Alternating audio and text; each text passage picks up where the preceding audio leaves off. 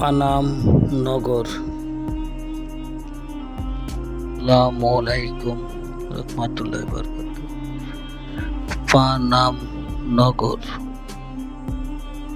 এরা সোনারগাঁওয়ের প্রাচীন শহর ছিল। আমরা সোনারগাঁও আছি, তারপরে পানাম নগর আমরা আসলাম। 20টা টিকিট। এর অনেক আছে, দেওয়ার মতো কিছু নাই, খালি বিল্ডিং আছে এই দেখার মতো, আর এমনি কিছু বেশি নাই।